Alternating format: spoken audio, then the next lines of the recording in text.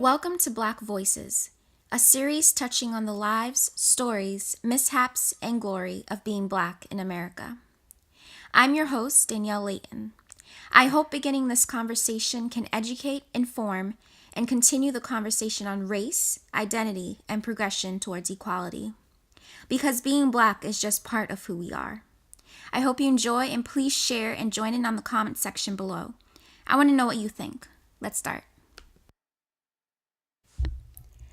According to a 2016 CNN article written by Jacqueline Howard, headline states that Black men are nearly 3 times as likely to die from police use of force, based upon a study published in the American Journal of Public Health. A study in San Diego revealed that in 2014, when the driver's race or ethnicity is visible, Black drivers were nearly 20% more likely to be pulled over as part of a discretionary traffic stop compared to white drivers.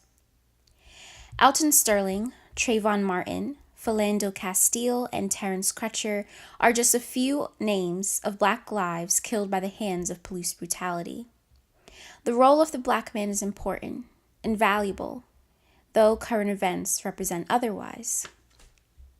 Why is this still happening? What needs to be done? These are just a few questions that disturb the minds of many individuals today. I sat down with Brandon in episode 2 of Black Voices, a fellow peer studying accounting, and we touched on a few topics. We had a very insightful conversation and talked about hip-hop culture, growing up in Brooklyn, gentrification, and how he defines his identity, his account growing up as a Black male. But his identity is defined on a ground so much deeper. It's more than just being Black. I am currently a senior here at Pace University, and I am originally from Brooklyn, New York. I've lived here in New York all my life, so in such a very diverse city with so many cultures. They call New York the melting pot of the world. So I've seen and been exposed to so many cultures throughout my life. And it's just been a very interesting experience and everything, just living in the city and just how it's changed and evolved from the time I was a little kid to right now. What kind of cultures have you been exposed to? I've definitely been exposed to the Jewish culture, living in Crown Heights, and how the history of Crown Heights is pretty much of how, like, on one side of the neighborhood is a Jewish people or conservative Orthodox Jews, and the other side being mainly Caribbean and African American people, and just that history in and of itself. And it still exists today, and it's very predominant. But there has been some cultural shifts during the last few years in my neighborhood, in my side of the neighborhood.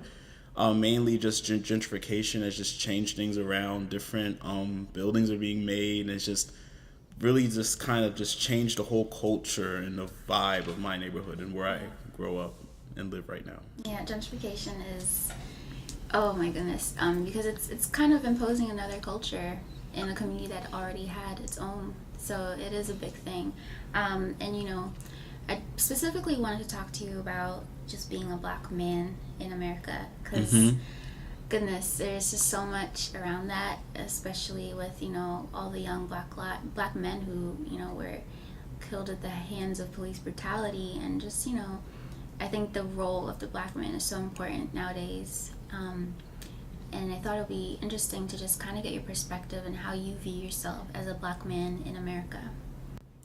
How I would view myself as a Black man in America, I would mainly say that being a Black man in America is just, there's certain stereotypes and certain assumptions that people just kind of make of just all Black men that are not necessarily true.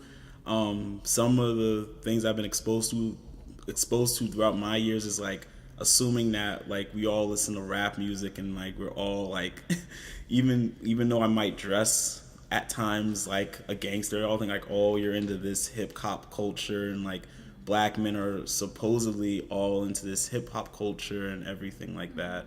But for me personally, I'm very different. I'm very into the Bible, into God, and just I don't like rap music. Surprisingly, as a black man in America, I just don't care for it too much.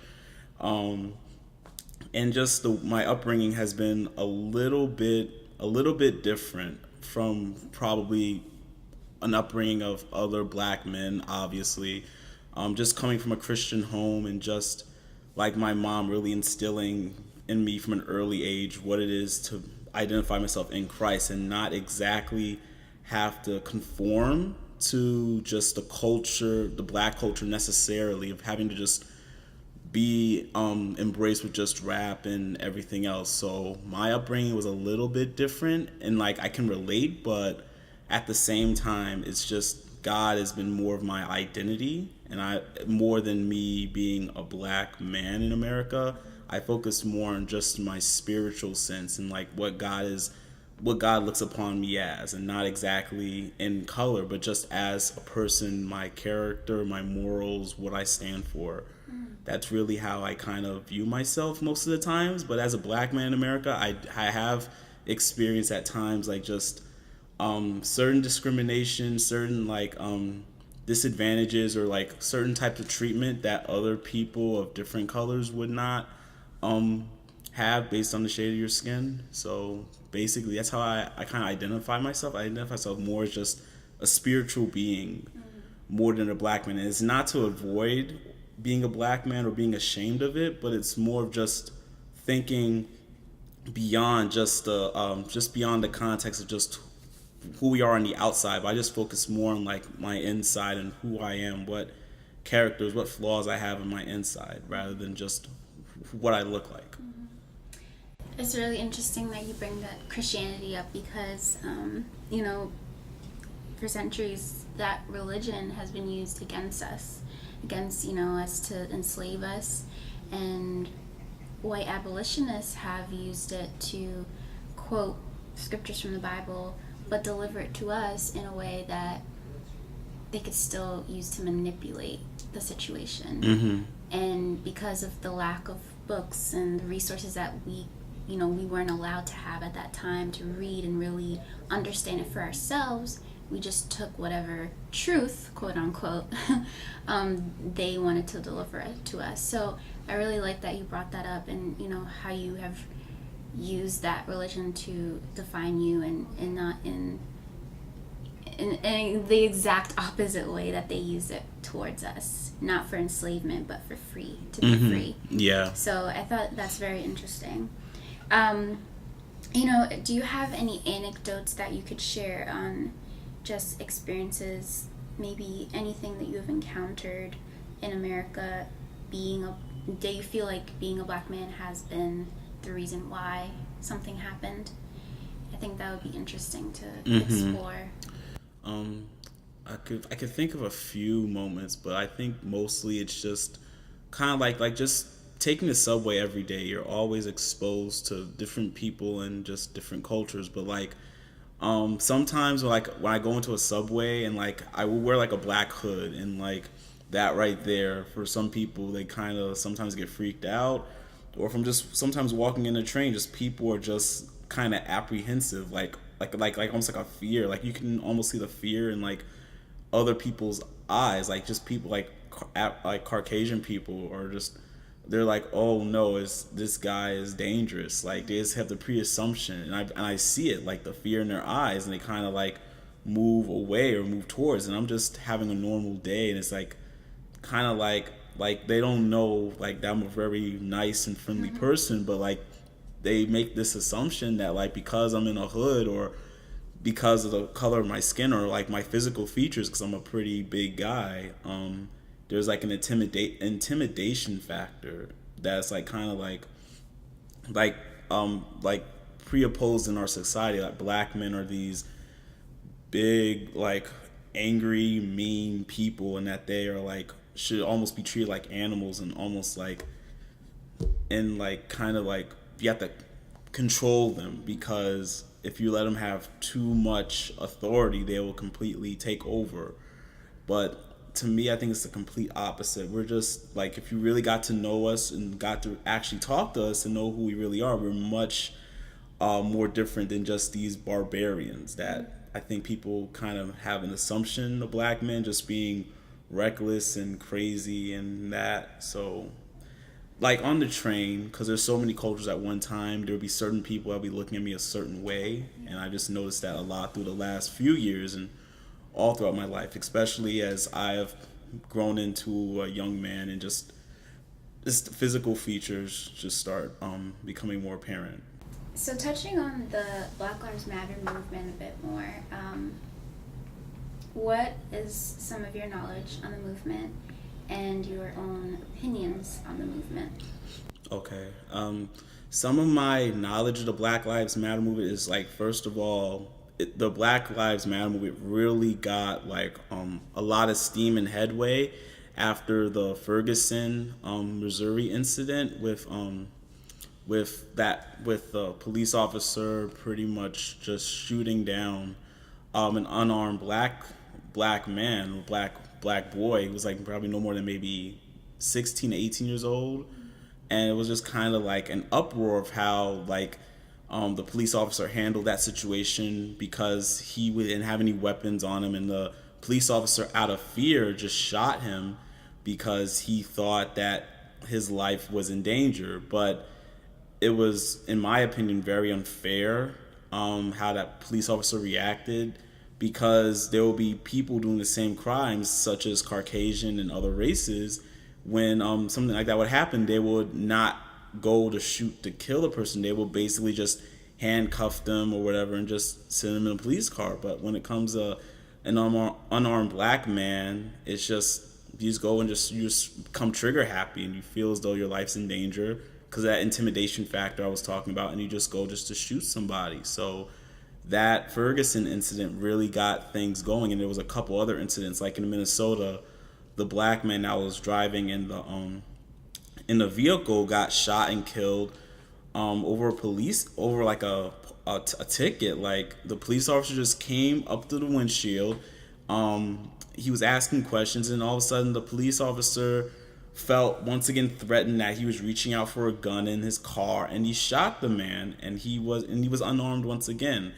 And like, these incidents just kept on just fueling the fire and just the rage of just how black men are being treated in America, and how it's unfair, and how just every day you feel fearful of just the police, and like they might come and just shoot me just because they think I'm gonna pull out a gun and all this, or whatever weapons, or they feel threatened, like that's their excuse. But my opinion on the Black Lives Matter movement is that it's very important for all Americans to know that black lives do matter, and it's not in a way of saying that all lives don't matter, but it's pretty much putting a spotlight that these atrocities are happening consistently with a certain group of people, and that it needs to be stopped, because black men and black women deserve the right to live and have justice and fair hearings, and not just be shot down, especially if they're unarmed, just because a police officer is fearful, when other races and people are just going through due process to get handcuffed, such and such, and they don't get killed. So we have the right to live, and that's my opinion on it. I feel as though the Black Lives Matter movement is just putting a spotlight on just what's been happening over, not even Ferguson, just going back years upon years, and just people having a voice and just coming together and just trying to bring change for the image of black men and women in America, and just having more equality when it comes to the police and just the relations between black people and the police. That's my opinion. So going off of that, what would you say needs to be changed in society so that we can, continue that progression towards peace, justice, and so black lives don't have to feel like they need to change themselves or adjust their role in society just to kind of approve of whatever voices, the outside voices, or other opinions that are being placed upon our identity. Yeah, that's a heavy loaded question. It's a very difficult question to have the answer. I don't think there's an exact solution and formula to how in America this can be better, but I think it's an evolutionary process. It's something that has to be slowly developed throughout the generations. It's not a quick fix for the image and for certain stereotypes to be broken down in society. I believe that it has to start with the kids growing up and what they're exposed to, because the adults, as some of them may change their opinions or so, a lot of the adults are pretty much set in their ways, black and white. Like, just from our own culture, we have certain stereotypes about other races, and that just doesn't help. So there's racism on both sides because it's not a one-sided thing. Everyone is at fault for their own stereotypes and their own assumptions on certain races and how they treat them, but I believe that it has to start with the children. It has to be taught through their parents from a young age, how to accept one another, how to love everybody, no matter their color or their skin, but just judging them by their character and not by just their skin color. It has to start from the children, and then just that has to be passed down to their kids, and it has to be sort of like generation by generation, just this positive outlook of just acceptance, and then slowly but surely that peace. Either there'll always be some type of chaos going on, but a better society or a more inclusive society where there can be more of more acceptance and just more equality, it would have to start with the children, and it have to be a generational thing that has to be taught and passed down, because if you're being taught hate, when you become older you're going to be hateful to somebody. But if you're taught love and acceptance from your parents, and that's all you know, then that right there will result in loving and acceptance, and not seeing color, but just seeing everyone being the same and just being a person, and not just a black person or a white person. Because I think we have to start breaking that down, because just identifying yourself as a certain color or race right there just kind of brings exclusivity to, this is our group and we do things our way. This is our group, we do things our way. And there'll always be that tension as long as we have that mindset of just different races. But if we can all just kind of put that aside and just kind of just think of us just as people and just judging by our character, I think that we can make progress eventually towards that. But nothing is guaranteed in this life. I just want to ask you a question. What does being black to you mean?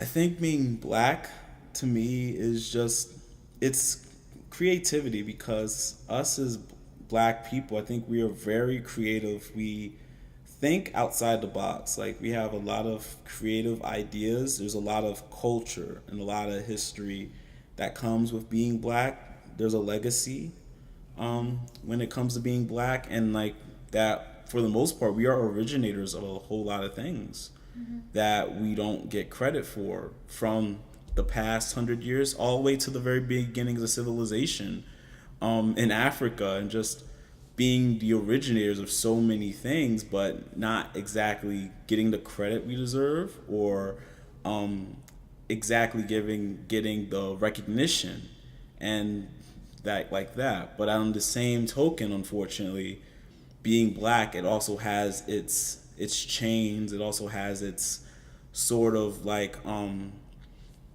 complexes that, like, you're going to be looked at differently in this country because you are black, and there's going to be certain opportunities, unfortunately, that you're not going to have unless you have certain skills or talents or something like that, because we don't all come from rich families. Being black, where most of us, we mostly just start out maybe lower middle class at best, and maybe some of us are fortunate to be rich, but we come from mostly humble backgrounds, and it's kind of just that work ethic. Like being black is like work ethic, and always having to work twice as hard to get somewhere that a white person or somebody else would just basically almost have it spoon fed to them when they're a child. So being black is hard work. It's being motivated. It's creativity, thinking outside the box, and just adding that salt and flavor of life to the world, that we have so much to offer, and we've just been able to do so much, but at the same time we just don't get that recognition that I feel as though we deserve. That's how I feel about being black and just what it means to me. So just to wrap up, what are just some last minute words that you'd like to say in regards to this, the topic that we've been discussing, being a black man in America, and kind of, what you would like to see happen in the years to come? Anything? Just overall, just being a black man in America, it's right now, it's very, very difficult being a black man in America. You almost like get certain like stereotypes thrown at you, and it's just so hard to feel normal or feel like you're accepted, because everyone is kind of like looking as if like, oh, you should be in jail or something, or like it's like the incarceration rates in jails, it's a lot of black men, which is disproportionate to other races, and it's just almost like this thing, and as being a black man, like, oh, we don't see you accomplishing much, or we don't expect much of you, because you're going to more likely go to jail, and you're going to pretty much have almost fail on your dreams, and that you're not going to be able to achieve them. But what I want to see in the future is I want to see our generation and just the next generation of black men and women in America just being able to like take hold of what God has called them to do, and just be able to move to that next level, and start making positive, just start making major impacts on the world, that like people of all colors can be like, wow, like we thought wrong of this group of people. They have a whole lot to offer to the world, and they are amazing, great people. And I'm sure there's people of other races that think of us that way now, but there are also people who still are in that old mindset of pretty much those stereotypes of like, we're not smart enough, we're not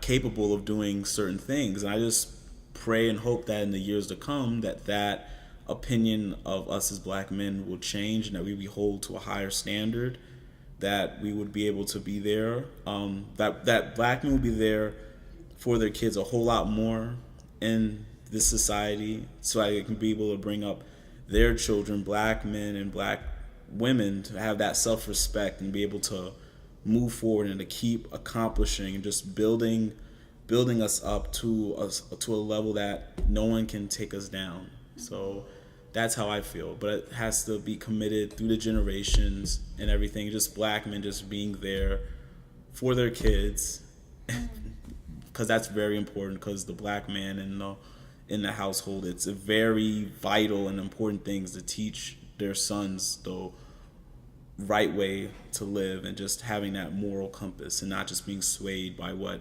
other people are influencing. So that's my final say. All right. I think that was a very powerful final say.